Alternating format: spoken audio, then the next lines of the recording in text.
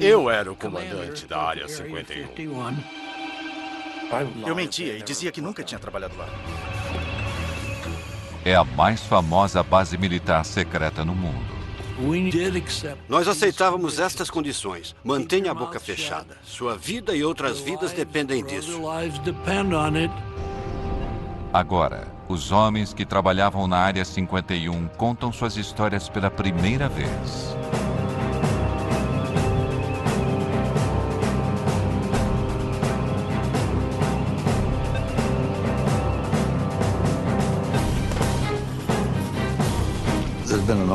Houve uma grande quantidade de informações erradas, alimentadas pela curiosidade natural das pessoas. Quem não sabe o que está acontecendo quer descobrir.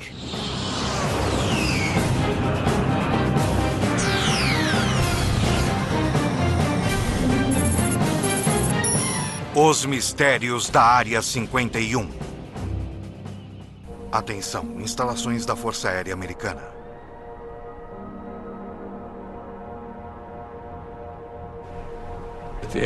A CIA nunca admitiu e nunca irá admitir que existiu uma Área 51. Ponto final.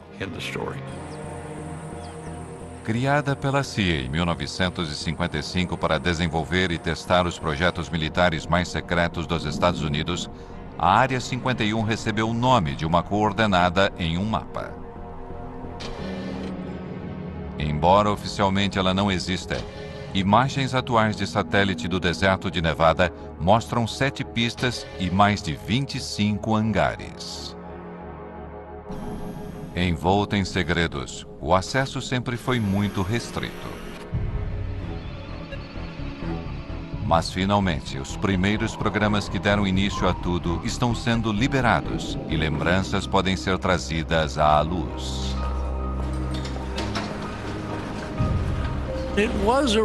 Era uma verdadeira Guerra Fria. Havia bombas nucleares destinadas a todas as grandes cidades. E era como se fossem duas pessoas. Quem vai dar o primeiro soco? Muitas vezes, a democracia tem de dar lugar ao controle rigoroso dos militares para que se possa realizar algo que permita que seu país sobreviva. E era assim que todos pensávamos, imagino.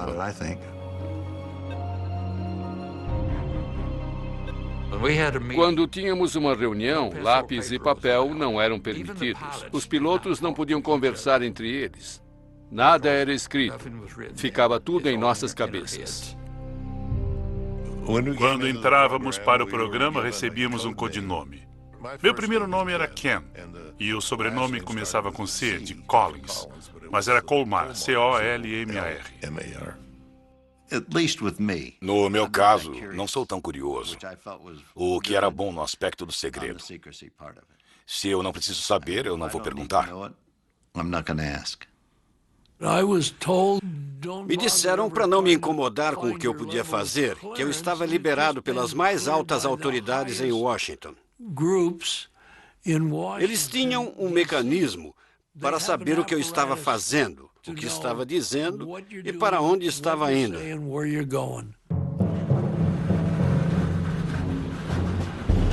A base foi construída em torno de um lago seco conhecido como Lago Groom. O lugar oferecia vantagens óbvias. Precisávamos de um bom lugar para pousar, onde pudéssemos pousar de qualquer direção, dependendo de onde o vento viesse, e um lago circular servia a esse propósito. Também era protegido por montanhas em torno dele, assim não era muito visível. Liso como vidro. Era inacreditável. Eu podia ir de carro na velocidade máxima e não sentia nenhum solavanco. Era fantástico. O Lago Groom era muito amplo. Havia vários trailers nos quais vivíamos. E havia um prédio comum onde comíamos. Não tínhamos TV nem rádio. Eu não tinha nenhuma mulher. Houve uma mulher que cuidava das finanças da companhia e foi lá e passou uma noite. Foi a única de que ouvi falar. O primeiro nome dado ao lugar foi Rancho Paraíso. Eles achavam que isso ia suavizar o impacto da austeridade. Foi uma tentativa de convencer as pessoas de que não era tão ruim quanto parecia.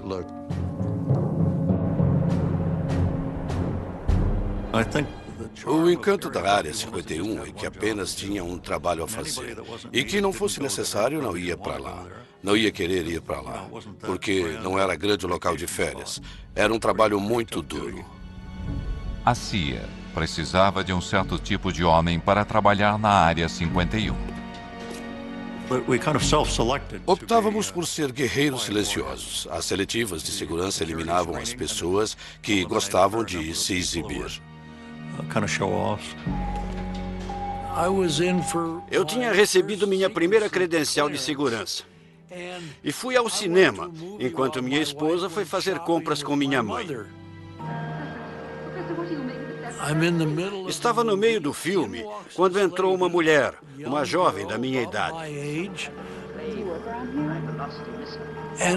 E no meio do filme, ela me perguntou se eu morava em Las Vegas, há quanto tempo morava em Las Vegas e o que eu fazia.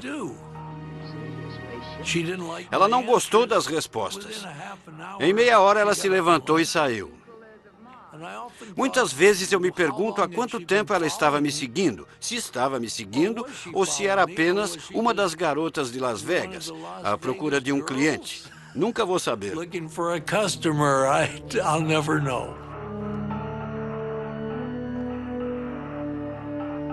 Não nos disseram o que ia ser, não tínhamos ideia. Diziam apenas que era extremamente sensível e que não devíamos comentar com ninguém. As entrevistas eram realizadas em quartos de hotel. Um sujeito tinha passado em tudo. Então lhe disseram, temos um projeto secreto no Oeste. Queremos que trabalhe nele. Está interessado? Ele disse, tenho que conversar com a minha mulher. E eles disseram, tudo bem, faça isso. Ele voltou ao quarto do hotel. Eles tinham ido embora, fizeram as malas e saíram. Ele nunca mais os viu. O fato de ele ter que perguntar à esposa se podia ou não trabalhar no projeto acabou com suas chances.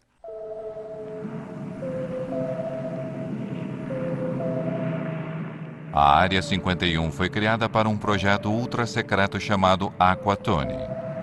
Em 1955, homens da CIA, da Força Aérea e de uma divisão secreta da Lockheed vieram ao Rancho Paraíso para começar a trabalhar.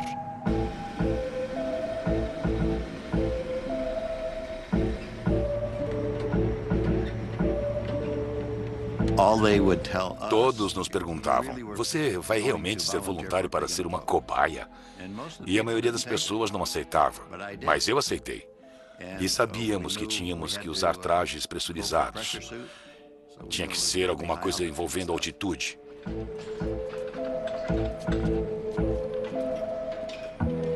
O sangue ferve acima de 15 mil metros sem pressurização.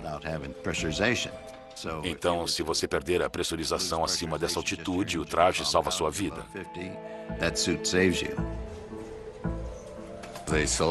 Escolheram um fabricante em Boston que fez os trajes sob encomenda. Tinham de ser feitos sob medida, bem justos. Por isso fomos ao David Clark, que fazia sutiãs para a Sears. Sei que algumas pessoas estavam animadas porque era emocionante, mas eu não. Eu mal podia dormir, ler um livro ou pensar sobre o que eu ia fazer, porque algumas das missões não eram nada simples. Tínhamos que voar de uma certa maneira para conseguir fazer as coisas. Cada quilo extra, até mesmo as rodas, podiam limitar a capacidade do U-2 de voar alto. Todo o combustível ficava na asa, não tinha como não arrastar a ponta no chão.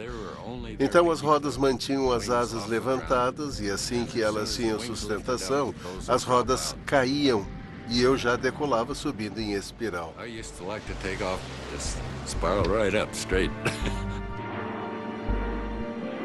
O governo dizia que o U-2 estava sendo usado para pesquisas climáticas.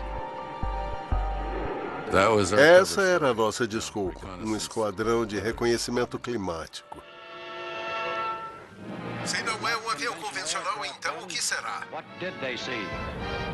O U-2 voava 3 vezes mais alto que aviões regulares e às vezes era visto por civis.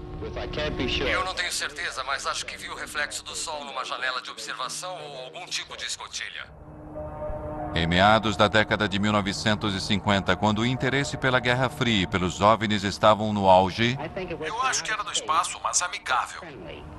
o avião prateado às vezes criava confusões. Era pura liga de alumínio e parecíamos uma estrela brilhante lá em cima.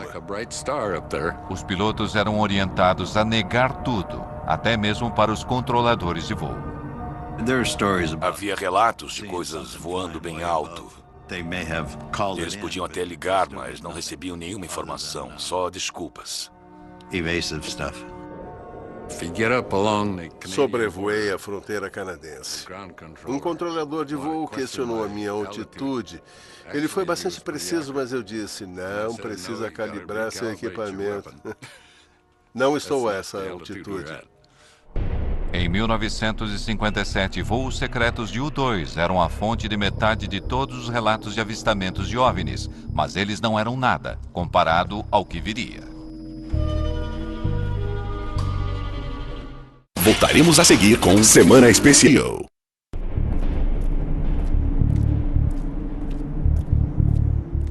A Área 51 era tão remota que a maioria dos funcionários vinha semanalmente de Burbank ou Las Vegas.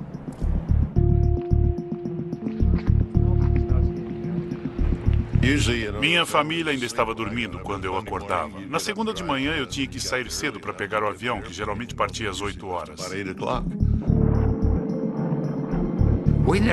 Nunca sabíamos como seríamos levados até lá. Brincávamos dizendo que numa semana voávamos com bombas e na semana seguinte com galinhas. Não sabíamos o que estava no compartimento de carga do avião. Quando descíamos do avião, passávamos pela segurança e eles conferiam nossos crachás para garantir que éramos as pessoas certas. Faziam isso sempre. Tinha uma segurança muito boa. Gene Friedman se deslocava diariamente. Eu tinha 3 filhos. E na escola sempre se pergunta, o que seu pai faz? Eu dizia que consertava televisores. E a minha esposa ficava tão ocupada na criação dos filhos, em prepará-los para a escola, que ela não se interessava muito. E ela sabia que eu mexia muito com televisores.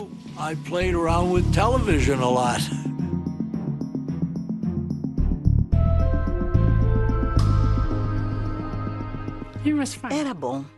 Tínhamos uma vida boa. Embora às vezes ele não voltasse para casa durante uma semana. Mas ele ligava, avisando que tinha que trabalhar.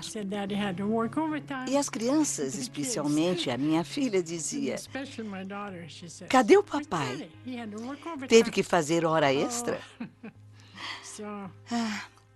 Eu não sabia o que ele fazia.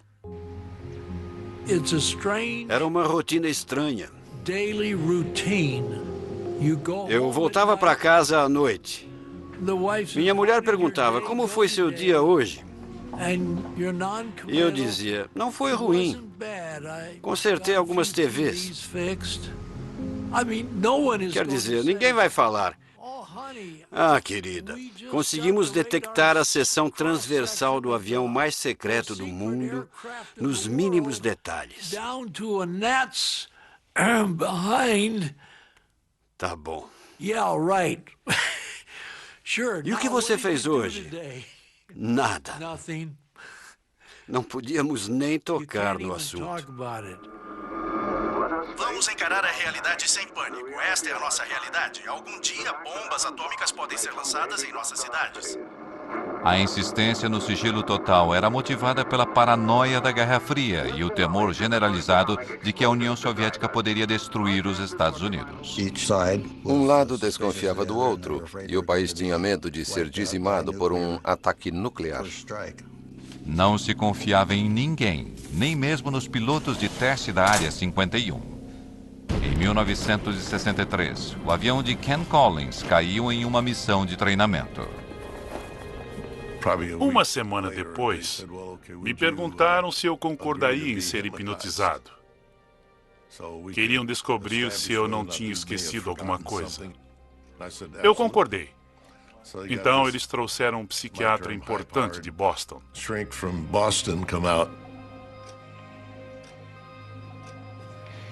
Mas ele não conseguiu me hipnotizar. Ele ficou sentado falando comigo normalmente e eu continuava sendo como sempre fui. E ele não conseguiu me hipnotizar.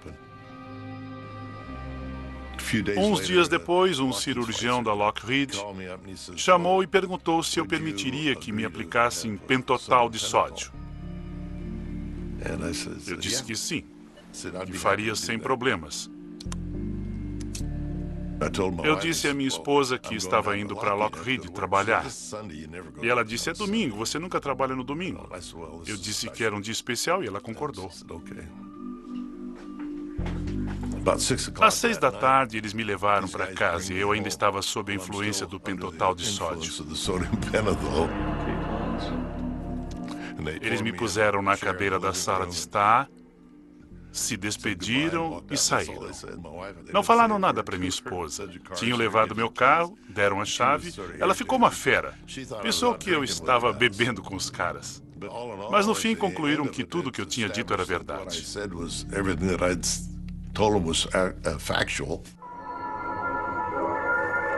Quando uma bomba assim explode perto do solo, dezenas de milhares de toneladas de... O governo corria para desenvolver armas cada vez mais potentes e decidiu realizar testes nucleares ao lado de sua base secreta, a Área 51. Coloquem os óculos.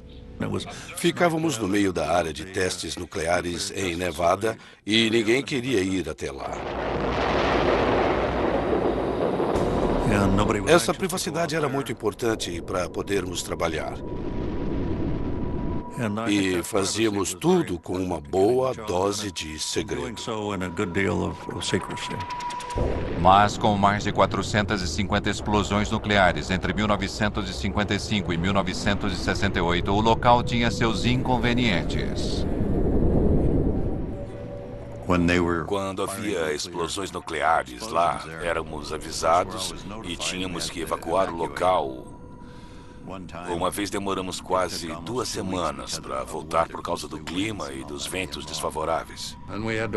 Tivemos que usar crachás de radiação para ter certeza de que não estávamos contaminados.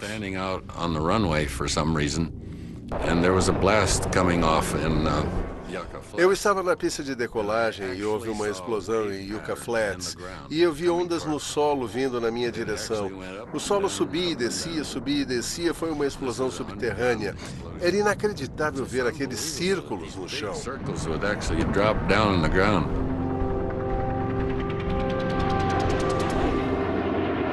Diante das pressões da Guerra Fria, os Estados Unidos temiam que o U-2, o principal projeto da Área 51, já estivesse se tornando vulnerável aos mísseis soviéticos.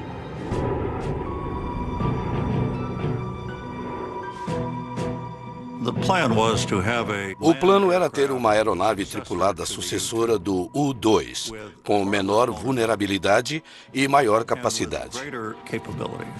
Pouquíssimas pessoas na CIA sabiam disso. No final dos anos 50, a Área 51 tinha um novo projeto ultra-secreto. Em 1958, comecei a trabalhar no que era chamado de Oxcart. Em 1960, me avisaram que eu tinha sido selecionado para uma espécie de programa de astronauta. Era uma aeronave que propusemos à CIA, que iria voar em altitudes muito elevadas, cerca de 27 quilômetros de altitude. A intenção inicial era voar o mais rápido e o mais alto possível, dificultando ao máximo a detecção de radares. Voávamos tão rápido que, se você estivesse na Califórnia, voando no sentido norte-sul, e fizesse uma curva naquela velocidade e naquela altitude, Não ia continuar no estado da Califórnia. Era tão rápido que você sairia do estado. Durante a Guerra Fria, informações eram tão poderosas quanto armas. O Oxycart deveria ser a grande ferramenta de espionagem americana. O primeiro avião invisível do mundo voaria mais alto e mais rápido que um míssil. Milhares trabalharam no projeto do avião nas instalações da Lockheed em Burbank, na Califórnia.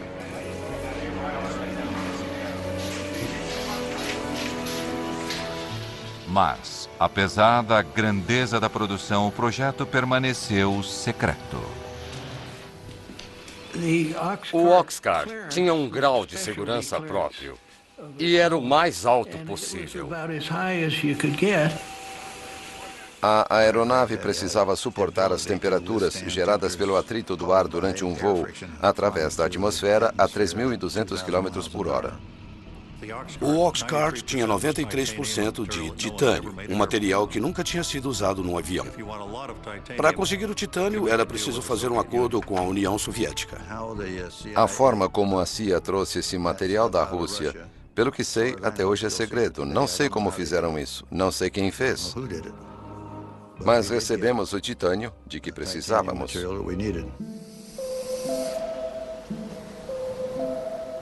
Quando o protótipo do Oxcart ficou pronto, o governo precisava levá-lo da linha de produção na Califórnia até a Área 51.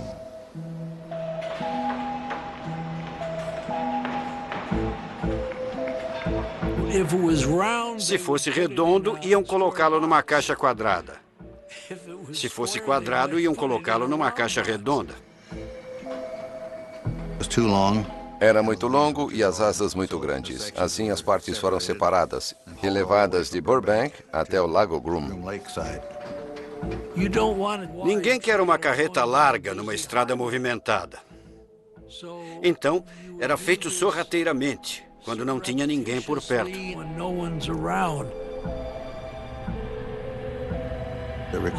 Foi preciso ajuda da Polícia Rodoviária da Califórnia, de Nevada, da CIA e de muito mais gente. O caminho teve de ser limpo, tiveram de cortar as árvores, retirar tudo das laterais da rodovia para as caixas poderem passar.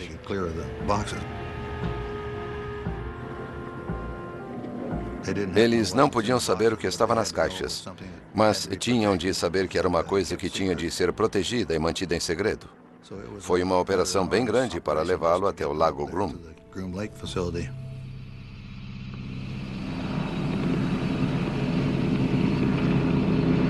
Ken Collins foi um dos primeiros pilotos a ver o Oxcart depois que ele chegou à Área 51. Eu fui até lá. O oficial de operações estava lá e me perguntou se eu gostaria de ver o que ia pilotar. Eu disse, claro. Fomos ao hangar e as janelas no topo eram o único lugar de onde vinha alguma luz. Nas sombras eu vi aquele lindo avião. Era incrível. A primeira impressão era de uma nave espacial. Voltaremos a seguir com Semana Especial Invasão Extraterrestre no Nat Geo. Dentro da Área 51, cerca de 2.000 trabalhadores tinham um único objetivo: concluir o mais recente projeto secreto.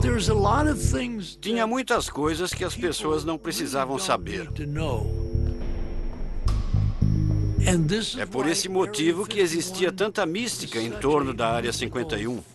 Eles não sabiam o que estava acontecendo.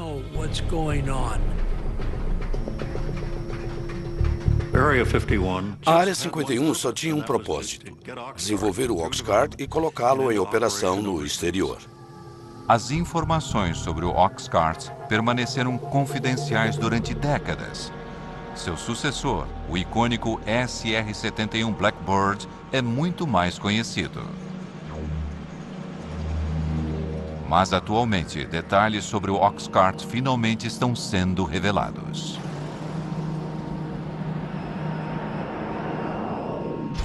O Oxcart foi o primeiro avião furtivo do mundo, projetado para ser virtualmente invisível aos radares inimigos. Nos testes de que participei, o avião sobrevoava uma estação de radares. A ideia era descobrir se eles podiam voar sem serem detectados. Fui à sala de controle de radares para ver o que acontecia quando a aeronave passava.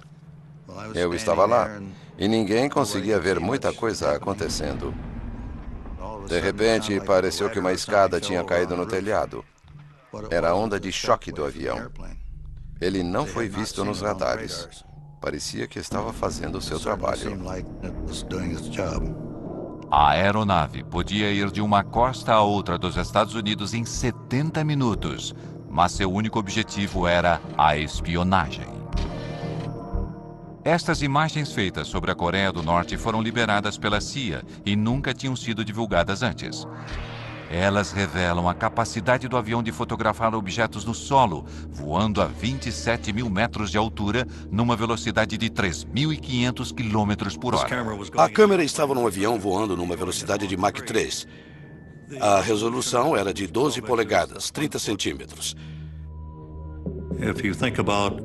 Se você pensar num objeto no chão e puser uma grade sobre ele com 30 centímetros de lado, cada um desses quadrados vai ser preto, branco ou cinza. Um objeto com 30 centímetros de comprimento pode ser claramente identificado como um objeto, embora não possamos reconhecer a estrutura interna. Mas se tirarmos a foto de um tanque, ele vai ter 500 pontos e vai identificar o tanque. Mas, no auge da Guerra Fria, os homens da Área 51 não eram os únicos com câmeras potentes.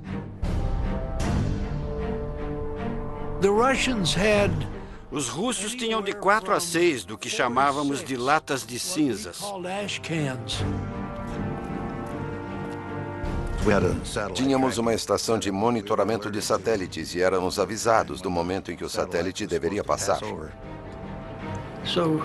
Quando se aproximavam da nossa região, fechávamos tudo. Tínhamos galpões de emergência. Se um avião estivesse a céu aberto, quando o satélite estivesse se aproximando, era rapidamente levado para esses edifícios.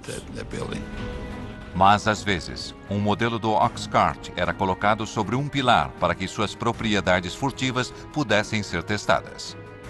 E com os soviéticos espionando do alto, isso representava um problema. Era muito difícil disfarçar um avião em cima de um poste quando o satélite passava. O pessoal da segurança não queria que eles vissem. Não tínhamos outra opção a não ser tirar a maquete de lá e colocá-la no hangar. E depois colocá-la de volta no lugar.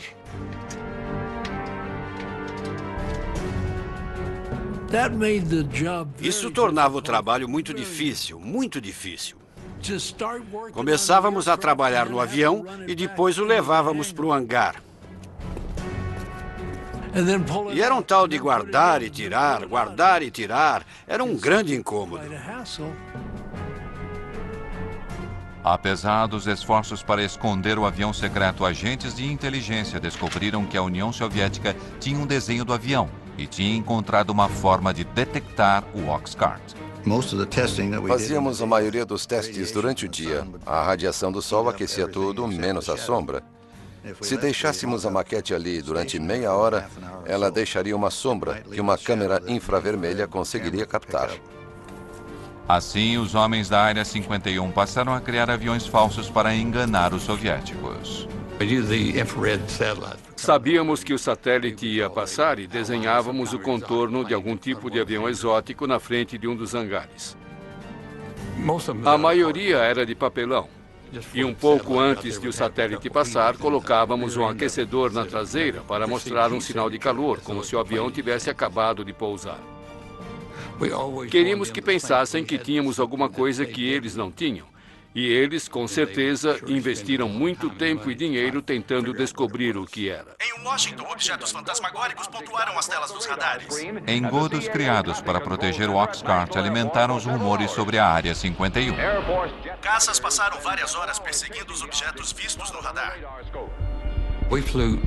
Realizamos 2.850 missões partindo da Área 51 sem que ninguém soubesse. O avião não existia e, naturalmente, dependendo da luz do sol, era visível e acabava se tornando um avistamento de OVNI. O general Sandford, diretor de inteligência da Força Aérea, confirmou que os objetos não são armas secretas americanas e afirmou que a Força Aérea vai investigar. Isso foi na época em que a Força Aérea conduzia o projeto Blue Book, investigando os avistamentos de OVNIs. Eles começam a investigar e, de repente, encontram uma parede de segurança. Disseram que era uma missão ultra secreta, tinham que inventar uma história e esquecer que aquilo tinha acontecido. Recebemos e analisamos entre 1.000 e 2.000 relatórios. Assim, os pobres coitados do projeto Blue Book tiveram que inventar uma história para explicar os avistamentos. Com todo respeito à Força Aérea, acredito que alguns deles sejam de origem interplanetária. Os controladores de tráfego aéreo tiveram de ser alertados para não relatarem algo se movendo tão rápido no espaço aéreo americano para não alarmar as pessoas. Os pilotos comerciais criavam problemas. Eles viam a aeronave subindo, chegando a 24 mil metros.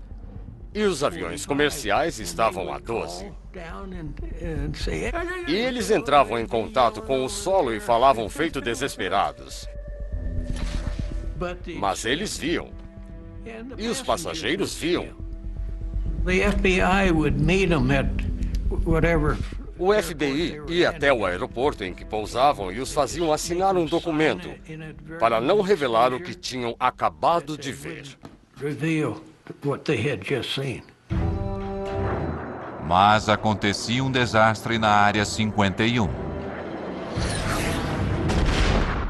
A máquina de acobertamento era acionada.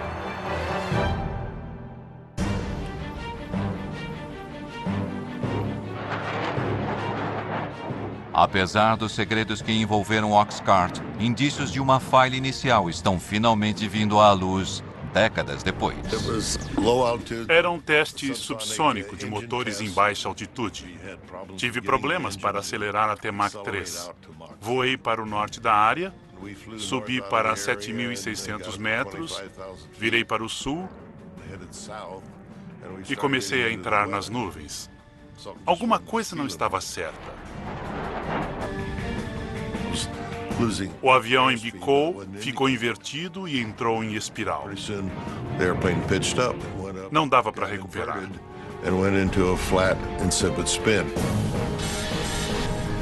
Então achei melhor ejetar. Foi o que eu fiz. Ejetei para baixo porque eu estava de cabeça para baixo. Ken tomou a decisão certa e ejetou. A única coisa que pensei foi que eu odiei ter que abandonar um avião tão bom.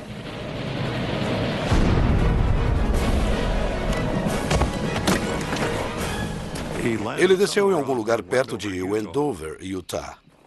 Eu pousei, recolhi o paraquedas, porque achei que ia precisar dele. Talvez tivesse que passar a noite ali e ia dormir dentro dele.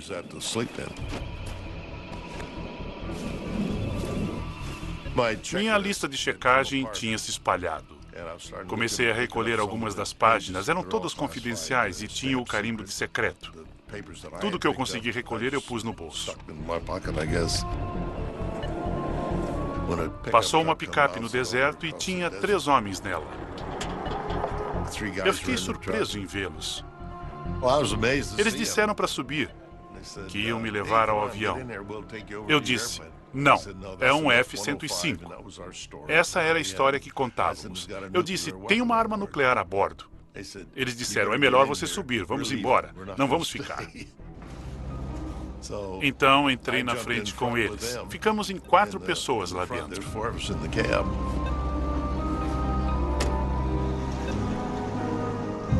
Não sei onde eles achavam que estávamos indo. Se a bomba explodisse, estava tão perto que não teria feito qualquer diferença. Depois da história que Collins contou, eles não estavam muito ansiosos para ir até o local da queda.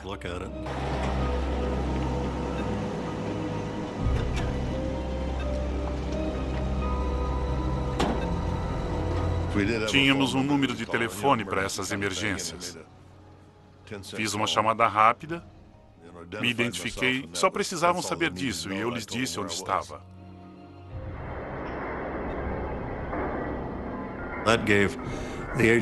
Isso deu à agência 2 dias para recolher tudo e limpar a bagunça. Do contrário, teria sido uma verdadeira festa.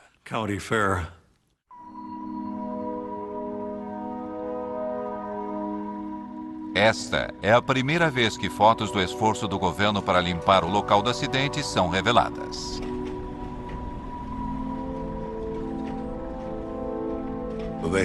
Dois homens do nosso pessoal de sobrevivência, que faziam parte da equipe de segurança, mais tarde voltaram lá a cavalo e vasculharam todo o lugar para ver se alguma coisa confidencial tinha ficado para trás.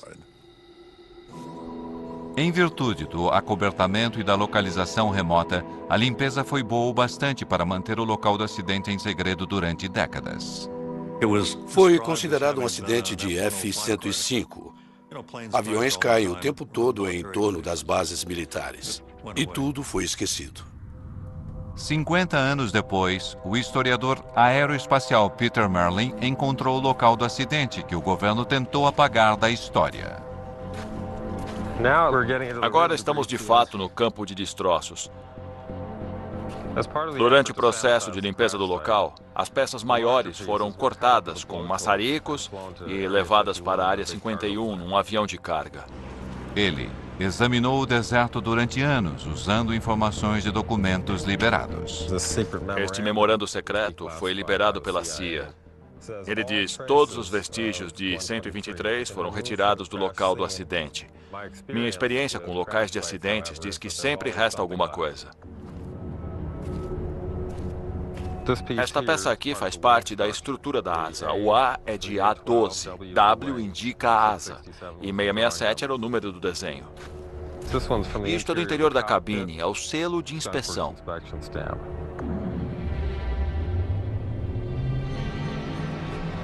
Esta é a cratera do impacto. Tem titânio em todo lugar. Nossa, é um pedaço grande. É um titânio bem espesso. A fuselagem atingiu o solo bem aqui, nos 2 lados. Há uma depressão causada pelos motores. Uma bem aqui. É uma depressão causada pelo motor. Aconteceria a mesma coisa hoje se um avião secreto da Área 51 caísse aqui. Provavelmente haveria as mesmas restrições de segurança. Também inventariam uma história para acobertar. Voltaremos a seguir com Semana Especial.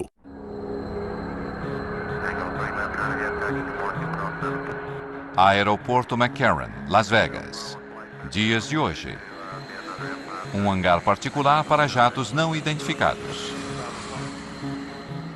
Diariamente, funcionários continuam fazendo a mesma viagem para a Área 51, que ocorre desde os tempos do U-2 e do Oxcart. Esses primeiros programas tornaram a Área 51 um lar permanente para projetos secretos americanos. Se você procurar nos registros, nunca houve um voo sequer no Lago Groom. Nada era o que parecia ser. Voo 963, liberado para decolar. E o mistério continua até hoje. O orçamento militar anual para projetos secretos militares é de 41 bilhões de euros. O nível mais alto na história dos Estados Unidos. Mas nem mesmo aqueles que já sacrificaram tanto pela Área 51 conhecem os segredos. Gostaria de saber o que estão fazendo, mas não sei. Ouvi falar até que a Área 51 serve de acobertamento para uma área muito mais secreta. Eu não sei. Também não posso confirmar isso. Não tenho ideia. Gostaria de saber. O sigilo e os acobertamentos continuam alimentando os rumores. Há muitas situações que as pessoas não podem saber que não são verdadeiras. Por isso existe uma grande quantidade de informações falsas alimentadas pela curiosidade natural das pessoas. Se você não sabe o que está acontecendo, quer descobrir. Muitas vezes, até mesmo a especulação mais absurda contém uma ponta de verdade. Dizem que existem câmaras subterrâneas lá, túneis que vão até Las Vegas. E não existe absolutamente nada disso. Foram realizados testes nucleares subterrâneos porque na superfície espalhariam radioatividade. Mas não há nada na área. Outra coisa que dizem é que obtivemos toda essa velocidade e tecnologia a partir de engenharia reversa feita em naves extraterrestres. É verdade que fizemos engenharia reversa, mas foi num MiG-21 russo capturado em 1968. Nós o desmontamos para ver como os russos tinham feito. E então montamos de novo e voamos com ele.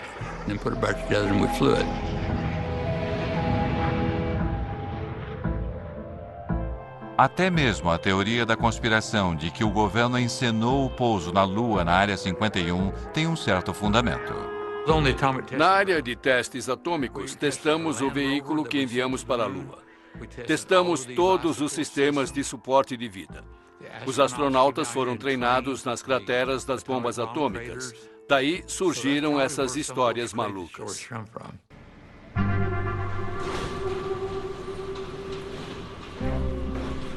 Quando as pessoas se inscreviam para os projetos do Oxcart ou do U-2, sabiam que isso talvez nunca fosse revelado. Basicamente, estavam dizendo: ei, olha, é um segredo de família e estamos dispostos a ir para o túmulo com ele. Foi uma honra muito grande ter um trabalho com tanta confiança depositada em mim, em nome do país.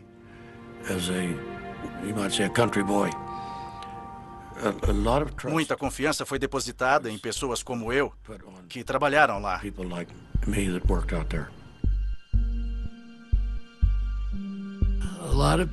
Muitas pessoas dedicaram suas vidas. Algumas famílias se separaram.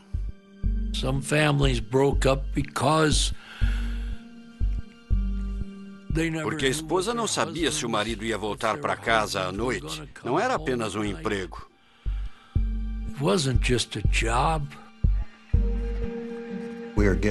Tínhamos de realizar algumas tarefas. Acreditávamos nisso, fazíamos o melhor possível. Fico feliz com o resultado. Mas quando se trata do que aconteceu na Área 51, a única certeza que temos é a de que nunca saberemos de tudo. Estou contando uns 5% do que aconteceu. Só contei uma parte da história, sério. Tenho que ser sincero. Versão Marshmallow São Paulo.